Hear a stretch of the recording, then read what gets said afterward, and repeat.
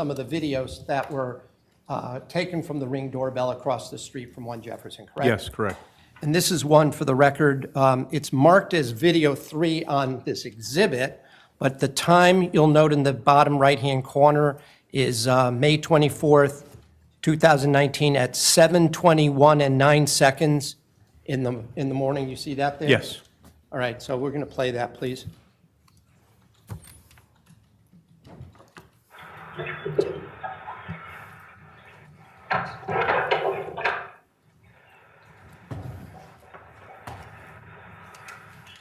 The objection is overruled. I'm sorry, could you read? Yes. Had you seen any of those videos that we watched on Friday from So what is clear is that they're asking questions in order to get a response from the defendant. They're not asking questions, and those questions coming in basically based on hearsay information to prove the matter asserted. They're asking questions to get a response. Some of the questions are genuine, some are disingenuous. But the purpose is to get a response from the defendant, whether the information that they conveyed was, can we bring the jury out?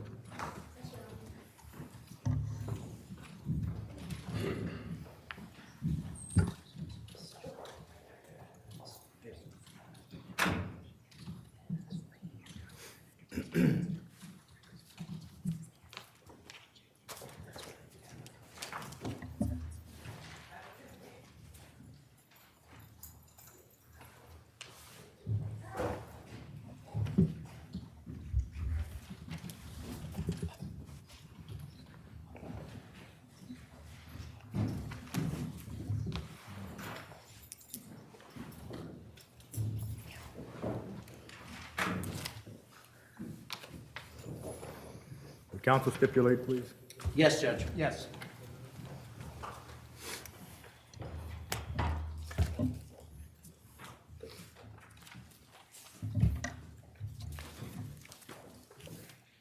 Officer Kimball, I just want to maybe correct. I referred earlier when I was asking about the call to Enterprise to AT&T Records, but you in fact had other information that you confirmed that she did in fact have to pick up her car that morning from Enterprise rental car, even if it wasn't from her phone records, correct?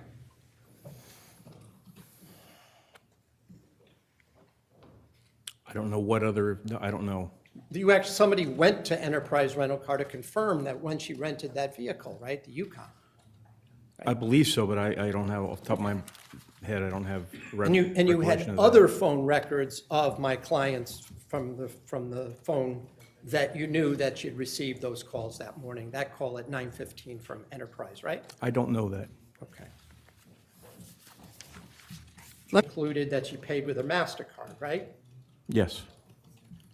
And there was also, officers viewed video of the of Michelle entering the Stop and Shop, correct? Yes.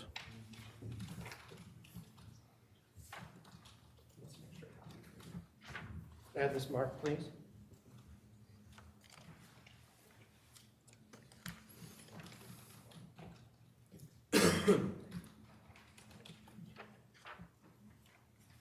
And showing you what's been marked as Exhibit 00, is this a screenshot from the video of Michelle Troconis entering the Stop and Shop to do the purchase of the parsley, the cheese, and the sea bass that we just saw the receipt for? It appears to be, yes. And I'll just note, the time up at the top, that would be UTC time, 1:30, Okay.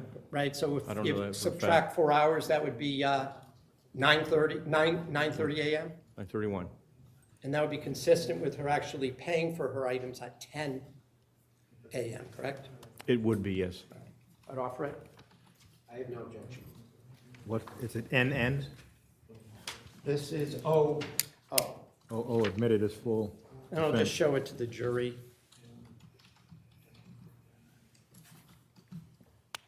And again, it shows Mr. Kona's talking on the telephone, or appears to be having her phone up at her ear as she enters the store, correct? That's what it appears to me, yes. Okay.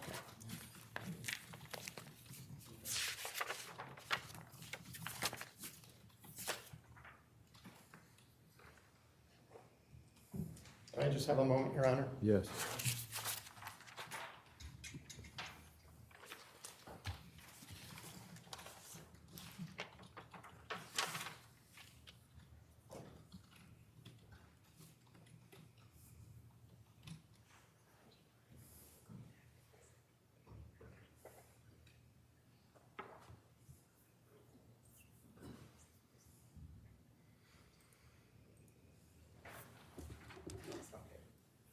I just have a couple of just follow-up questions. You had previously testified that you had become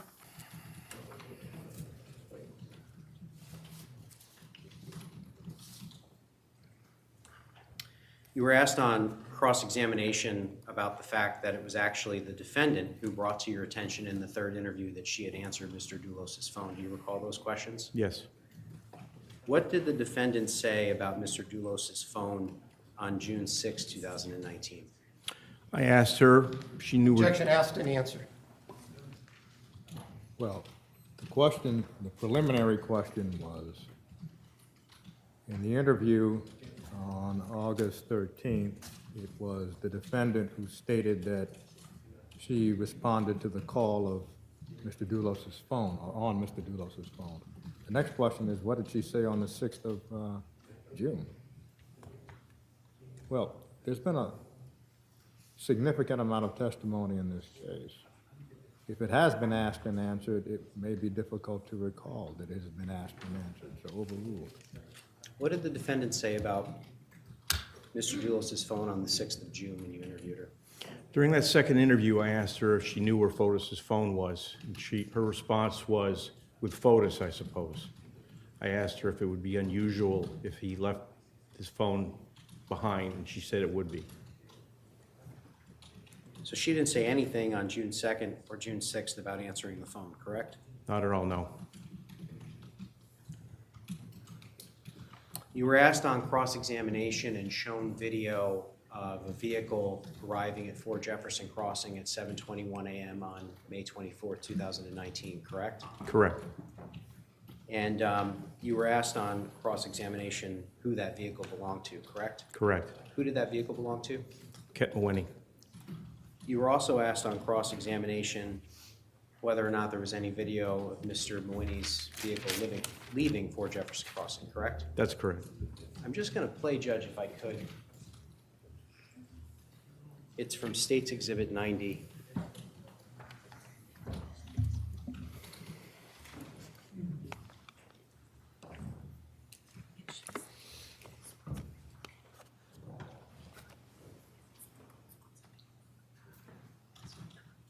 So this is State's Exhibit 90. There's a video entitled Swanson Video 4.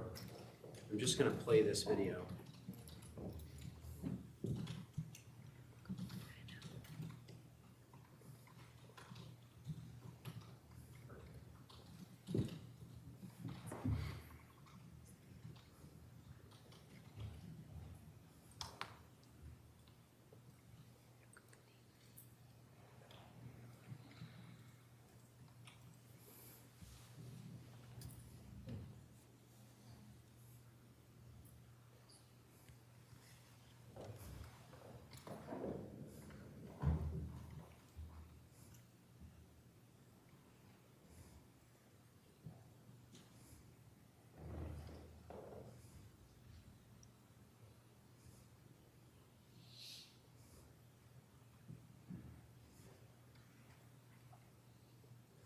Detective Kimball, I'm just going to direct your attention to the driveway of 4 Jefferson Crossing. Okay. Does that appear to be Kent Mawini's vehicle leaving? It does, yes. Could you note the time for the jury? 8:44 a.m. on the 24th of May.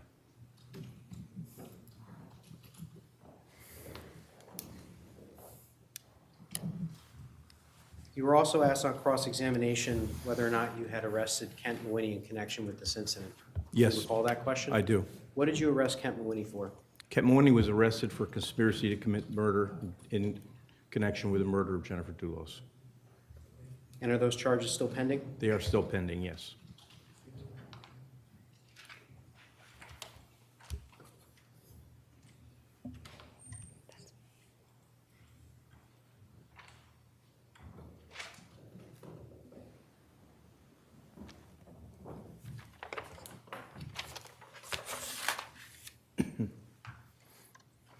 You were asked on cross-examination whether or not someone named Andres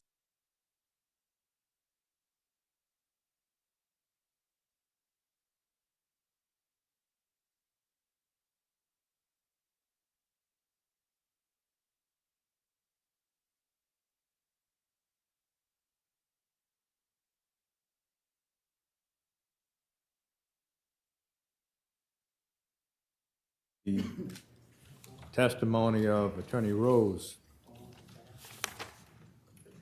that motion was signed by Attorney Patrick Jennings of the Met Law Group.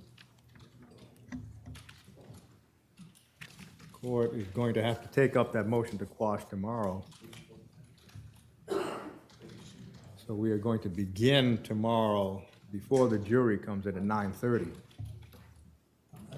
Your Honor, I spoke to Attorney Ment yesterday. After discussing with him, I just got notice about the motion. I didn't receive it yet. He said he faxed it to my office, but of course, I'm here. After speaking with Attorney Ment, we do not, I think a lot of it, I don't want to speak without actually looking at the motion, but since he verbally told me what it was about, I don't think it's going to require any kind of a hearing. I don't anticipate, in light of Your Honor's previous rulings, we're not going to get into the custody hearings that took place in May of 2019 in the divorce court, because the court has already made clear that that's not admissible. So I already told that to Attorney Ment, and I don't anticipate getting into any privileged communications between Mr. Dulos and his lawyer.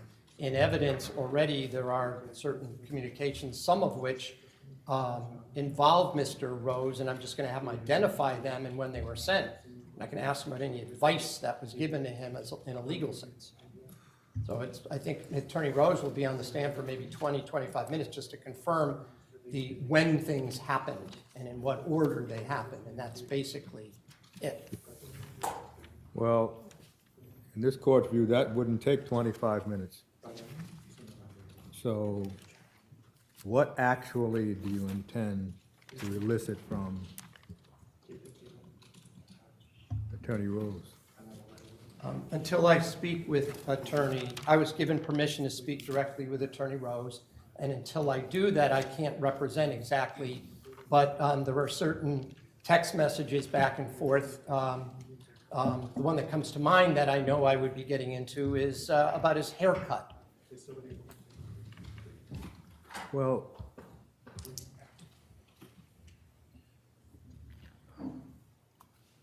the court will consider, after you talk to Attorney Rose, arguments tomorrow, but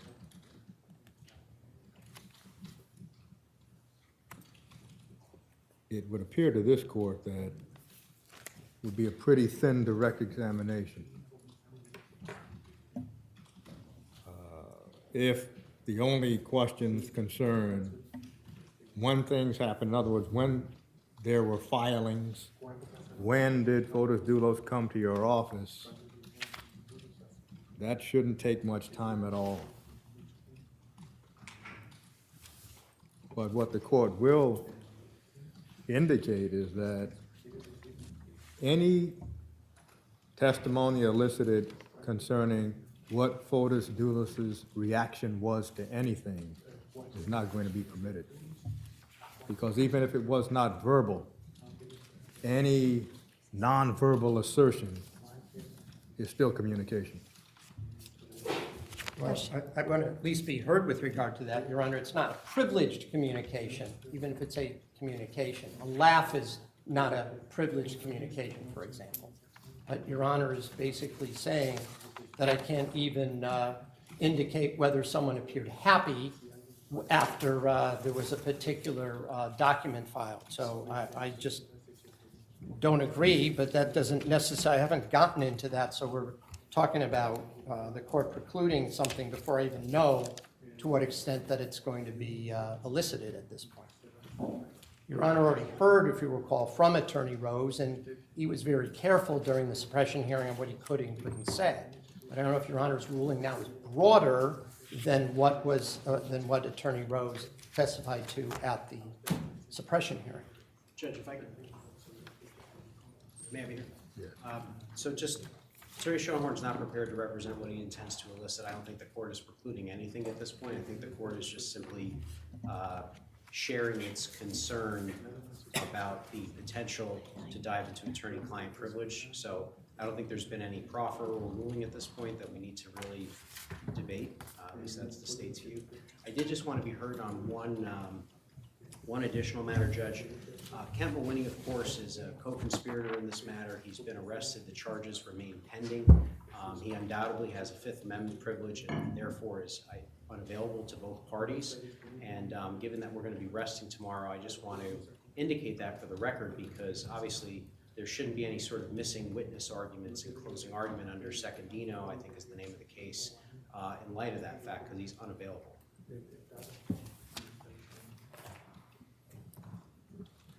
Of course, unavailable does not mean he's missing. Unavailable means he's going to invoke his privilege. The court just wants to also go over how it intends to proceed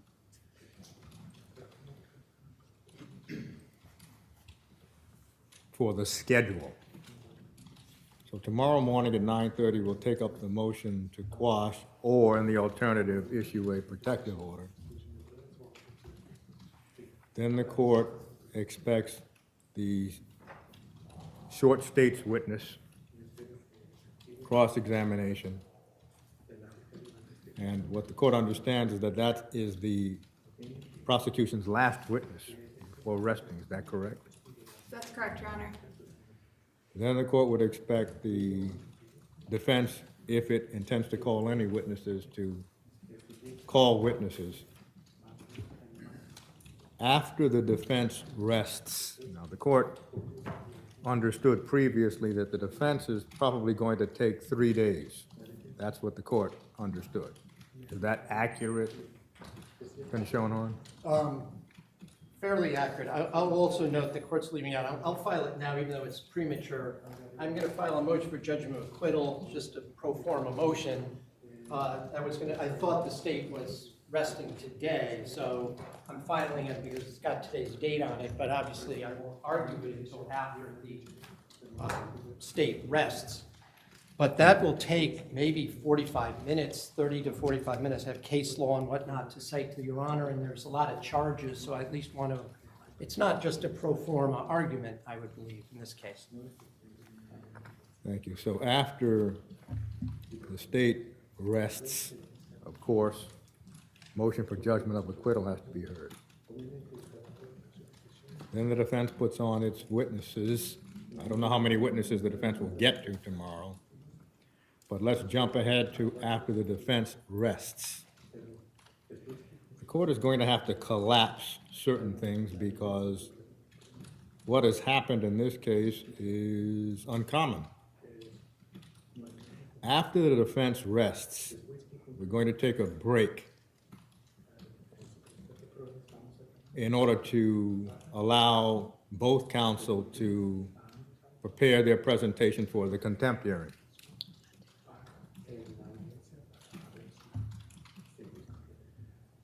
Now, the court does not know if all of that can be done the same day, but that's going to be the order right now. The court did not want to proceed with a contempt hearing interrupting the defense case. It's only after the defense rests. The court will indicate today that the contempt hearing if a contempt finding is made, is not going to impose a sanction at that time. Because that is a sanction that would be imposed, if there was one to be imposed, before closing arguments, and the court does not want to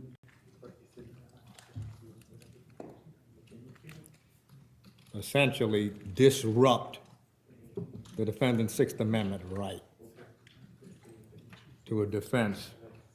And in this court's view, having practiced criminal defense for a long time, would find it disruptive if the court proceeded with a contempt hearing, made a finding, and then asked counsel to prepare a closing argument. Too disruptive.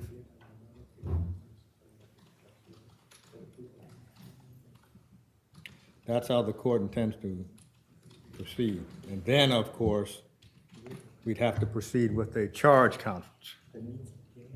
So there are many, as the cliche goes, moving parts here. The court wants to try to make sure that the jury is not surprised and informed that, well, we're going to be here a lot longer than March 1st. So that's the reason the court has to proceed this way. If there is a finding of contempt, if there is a finding of contempt, sanctions will be imposed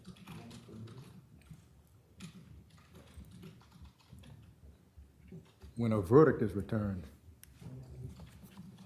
whether it's guilty or not guilty on all of the counts. Tomorrow, 9:30, we'll take up the motion to quash. Is the attorney that filed the motion going to be here? I mean, The court does not know. have they been notified? Because I Court would does say not. that, The court does not know. This was just handed to the court right before the court came into the session. there's one other thing I did want to at least bring to your Honor's attention. Attorney Felsen and I have decided that in light of the nature of that allegation, that it would be inappropriate for either of us to represent Mr. Konis, and then she has been reaching out to other counsel who will be, depending on when that hearing is scheduled, would be coming in. It's just, whatever happened during my cross-examination of one of the state's witnesses, and I just don't think it would be appropriate for us to represent her to the extent that puts us in a position that's certainly, I'm not going to say it's adverse to our client, but certainly puts us in a position where we may have information that is outside of what would normally be what you'd represent a client for. And the fact that there were prior counsel and all these other things that have to be investigated, so. Do you wish to be heard, Attorney Matt? On an unrelated matter, Your Honor, with respect to the fact that I just make a request of the defense and bring it to the court's attention that throughout the course of the trial, the state the night before has given the defense attorneys the list of names of individuals who will be testing the next day. The state is asking for that same courtesy. So counsel could indicate which witnesses will be testifying tomorrow. I know there are experts coming from out of state, so the state would like to know which ones to prepare for tomorrow. Neither for tomorrow, Your Honor. If I may know who is testifying Sure, tomorrow. once we're done, I'll just tell her. Thank you. Thank you. If there's nothing else, we will stand adjourned until tomorrow morning. The session will start at 9:30. Thank you. Thank you. We'll stand adjourned. All rise.